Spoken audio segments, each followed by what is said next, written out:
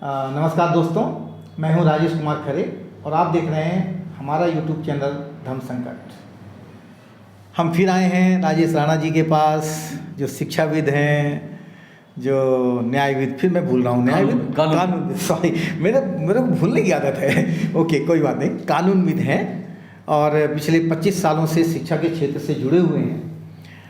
तो अभी इसके पहले जो हमने चर्चा की थी वो हमने ब्रिज स्कूल के बारे में की थी, ठीक है।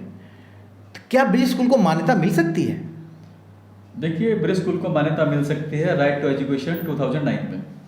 लेकिन मान्यता मिलने का मतलब ये नहीं कि ऐसे मिल जाएगी, थाली में परोस के आपको मिल जाएगी। कुछ मिनिमम नॉर्मल स्टैंडर्ड आपको पूरे करने पड़ेंगे। जैसे बिल्डिंग सेफ्टी की बात है, आप जिस भी बिल्डिंग में स्कूल चला रहे हैं उसका बिल्डिंग सेफ्टी सर्टिफिकेट एक आपको लेना पड़ेगा। लेकिन हमारे दिमाग में ये रहती है कि गवर्नमेंट कभी सर्टिफिकेट नहीं देगी, हमारे दिमाग में रहती है, क्योंकि हम स्कूल चला रहे हैं छोटा सा। लेकिन ऐसा नहीं है।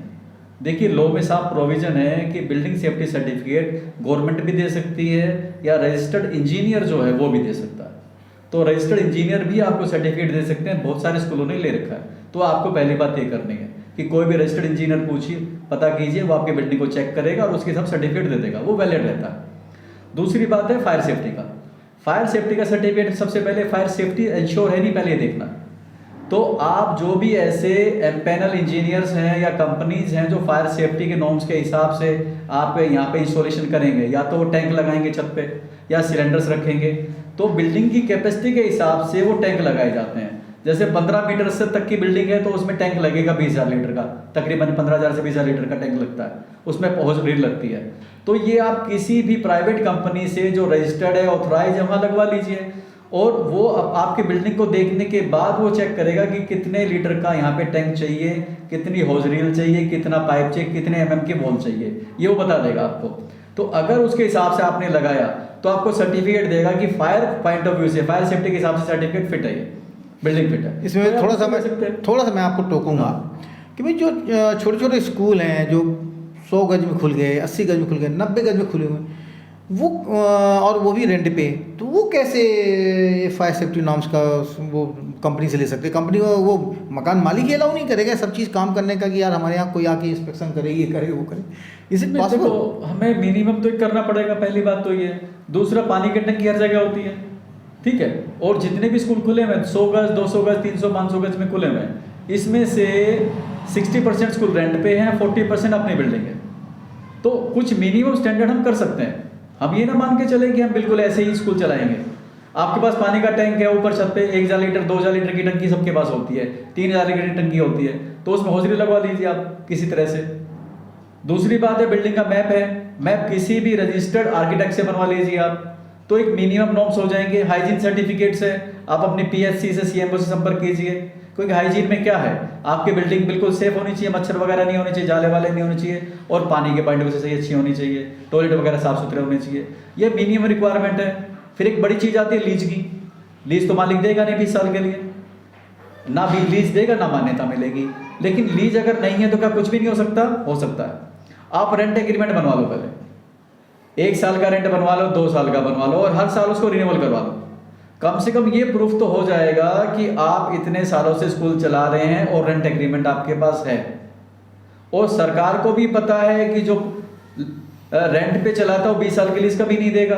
तो अभी सरकार से बातचीत चल रही है कि भैया पट्टानामे के बजाय रेंट एग्रीमेंट को कर लीजिए, तो हो सकता है ये नॉर्म से एक दिन पूरा हो जाए आपका, तो आपको 3 साल 2 साल के लिए रेंट एग्रीमेंट पे भी चल जाए चीज़ें, तो ये हो सकती है। तो आप मिनिमम नॉर्म्स ये पूरे कीजिए। तो जब आप मिनिमम से मिनिमम नॉर्म पूरे करेंगे तो मान्यता मिलने के चांस बढ़ जाएंगे आपको। अगर किसी ने ट्रस्ट या सोसाइटी नहीं बनवाई, वो रजिस्टर करवाइए आप, उसका रिकॉर्ड कीजिए, पूरा स्कूल का रिकॉर्ड मेंटेन कीजिए आप, तो आपके मान्यता लेने के चांस ज़्यादा है। हमें मिनिमम रिसोर्सेज चाहिए, हमें मैक्सिमम नहीं चाहिए, हमें याद रखना है। तो अगर सभी स्कूल वाले इन चीज़ों पे ध्यान देंगे तो उनको मान्यता मिलने के चांस 200% बढ़ जाएंगे, मैं ये कहता हूँ।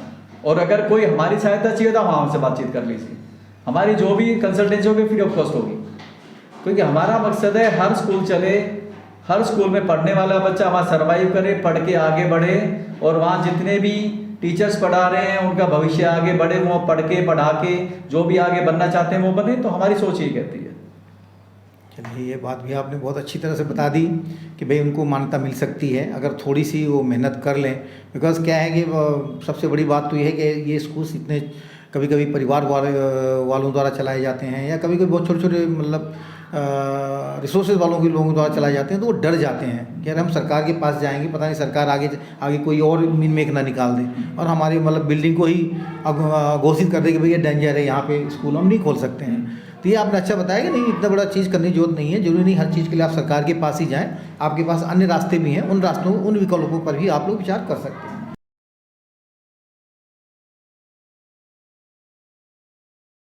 तो ये तो था एक कि भाई अगर आप छोटा स्कूल चला रहे हैं तो उसको आप एज ए बी स्कूल उसको मान्यता ले लें, तो ये आपके लिए फिर आगे कोई कह लीजिए हरियाणा सरकार या कोई भी गवर्नमेंट आ जाए, किसी की भी आ जाए, किसी भी पार्टी की गवर्नमेंट आ जाए, आपको किसी भी प्रकार की समस्या नहीं होगी और आप अपने स्कूल को रन कर सकते हैं।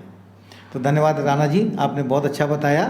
हमारे दर्शक भी इसमें कमेंट करेंगे और कमेंट करके हमें बताएंगे। बहुत बहुत धन्यवाद आपका।